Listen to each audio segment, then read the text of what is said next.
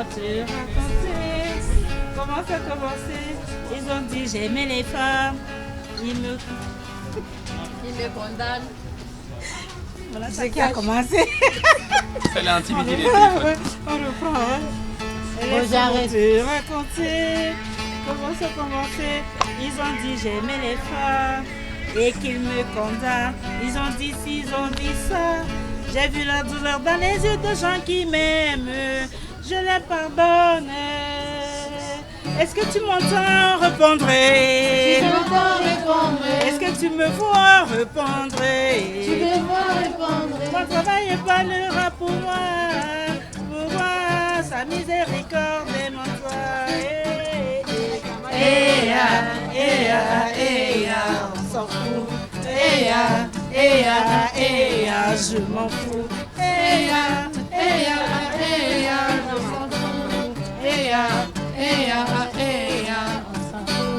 Honneur à toutes ces personnes faibles, quand elles sont minables, qu'est-ce qu'on doit leur dire? On s'en fout! Bienvenue dans Le Parcours, un podcast Ipsos Santé. Je suis la docteure Lorraine Bernard et dans ce 9e épisode, je vous emmène à une supervision. La supervision, c'est un temps d'échange, de discussion, de travail entre les professionnels qui participent au parcours. Psychologues, juristes, médecins, les profils sont variés. Aujourd'hui, vous allez entendre des rapports d'étonnement de 2 nouvelles salariées du parcours. Le rapport d'étonnement, c'est une sorte de débriefing de tout ce qu'elles ont découvert, de tout ce qu'elles ont appris après quelques mois dans l'équipe. Les discussions sont animées par Anne Muriel, qui est une formatrice extérieure au dispositif. Épisode 9, ce que soigner veut dire. Ce que je vais vous proposer comme structure de travail, c'est que vous allez vous mettre par binôme avec des nouvelles arrivées et des plus anciennes arrivées, comme les binômes que vous voulez. Les étonnés, vous allez partager vos étonnements. Vous toutes les 4, vous allez écouter, questionner, explorer. On commence. Et ben nous, on va vous présenter les différentes facettes de la juste proximité. Donc ça peut être à la fois un câlin, ou alors avoir besoin de prendre un peu de distance. Ça peut être avoir besoin d'être rassuré l'autre. Et puis aussi partir, prendre le large.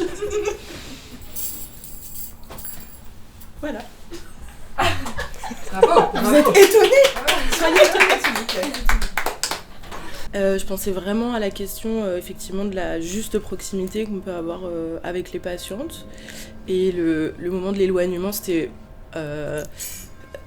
un peu paradoxal avec la juste distance dont on parle souvent. Et là, je trouve que c'est vraiment... c'est pas parler, mais en tout cas, c'est quelque chose qui fait partie de l'équipe et de la manière de fonctionner, de pouvoir être proche des patientes, de vraiment bien les connaître. Et du coup, de pouvoir s'autoriser parfois des relations un peu privilégiées. Des fois, tu disais qu'il y a des patientes qu'on se met à tutoyer parce que voilà, ça se fait comme ça, on se pose pas la question. Donc ouais, c'est vraiment la question du lien et de relations avec les nouvelles patientes, effectivement, qu'on rencontre, mais pas que. Enfin, il y a des anciennes patientes qui nous connaissent pas encore et qui pourtant nous investissent déjà comme des personnes de l'équipe. Voilà, donc c'est la question de la juste proximité qu'on peut avoir avec les patientes et le fait de vraiment bien les connaître et de les rencontrer dans leur individualité, dans leur singularité. Voilà. C'est un autre point de mon étonnement, mais le fait de ne pas porter de blouse, par exemple, il y a un truc, je sais pas, de distance un peu égale, je m'y retrouve bien. Et comment la proximité peut être aussi... Enfin, on peut rester totalement professionnel en étant proche d'une patiente, avec la question du toucher, voilà. Quels pourraient être là-dedans les glissements d'une trop grande proximité? Peut-être quelles pourraient être les limites de ce type-là de pratique ou à quoi être vigilant? Il y a plusieurs questions en ligne, pardon. Je pense qu'il faut en être consciente, que ça se travaille et que ça se réajuste, et surtout que c'est pas possible dans toutes les relations, dans toutes les rencontres.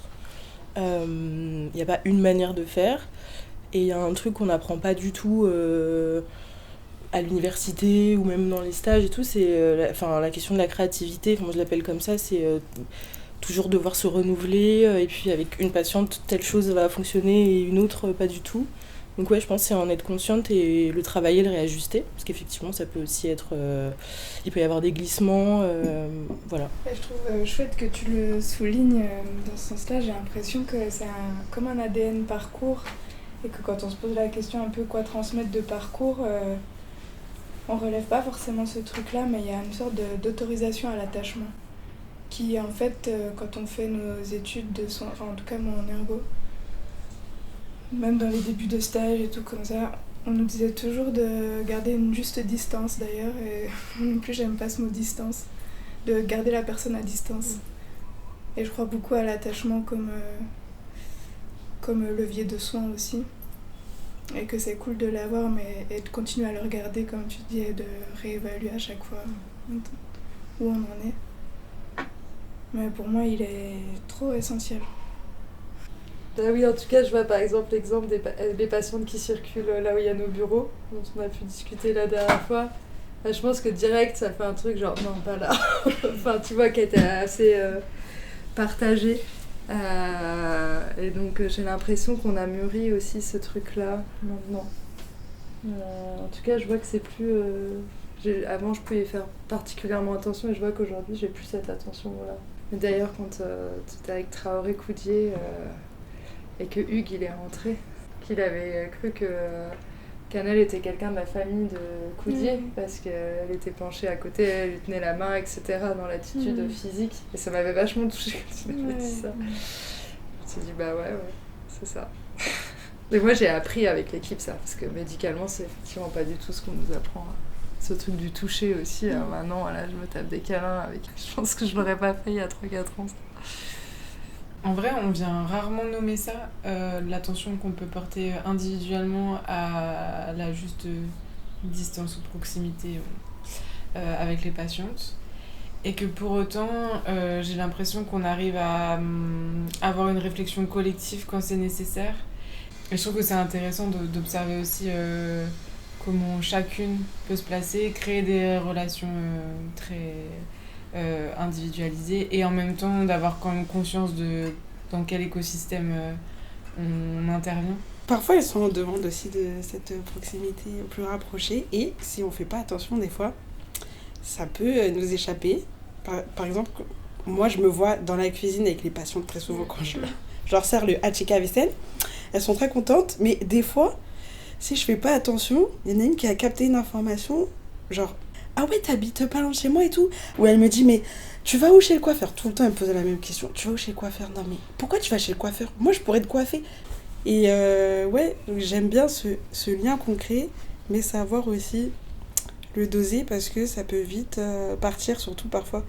Il y en a qui poussent quoi, sur ça, et qui essayent. Elles essayent, mais bon, si on se laisse pas faire, ça passe pas, mais...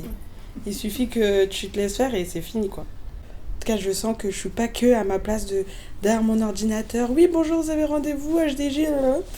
Je me sens plus proche d'elle à une bonne distance. Je sais pas si on dit ça. Mais bon. Je sens que je suis à ma bonne place, moi, avec elle. La charge du soignant par rapport à ça, c'est à la fois de se laisser aller et à la fois... et pas forcément au même moment, mais d'avoir ces moments méta où il peut envisager ce il investit dans la relation.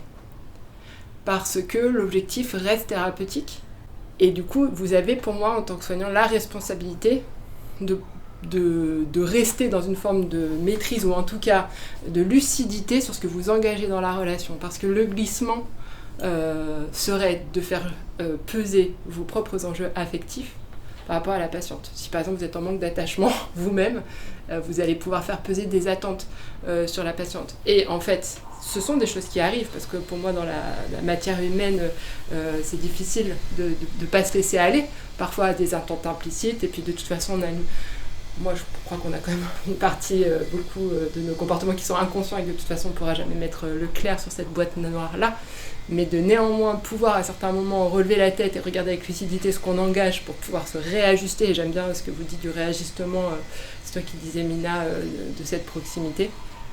me semble incomber dans la responsabilité du soignant. Et plus il va loin, et plus je me dis il doit aussi pouvoir s'extraire des enjeux, de l'affection, de l'émotion qu'il a laissé transparaître dans cette relation.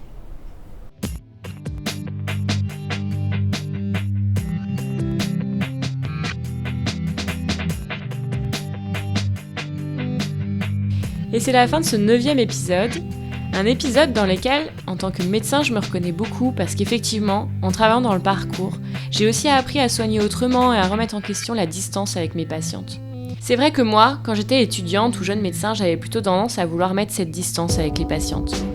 Parce que c'est ce qu'on nous avait appris, pour se protéger soi-même. Mais aujourd'hui, ça a changé parce que j'ai compris que la proximité aide. Ça permet vraiment de mieux soigner, ça permet de renforcer le lien avec sa patiente et donc un meilleur soin. Nous, on se retrouve pour le 10e épisode. Cette fois, ce sera la dernière interview, celle de Sok B, patiente du parcours venue avec sa fille de Côte d'Ivoire. À très vite!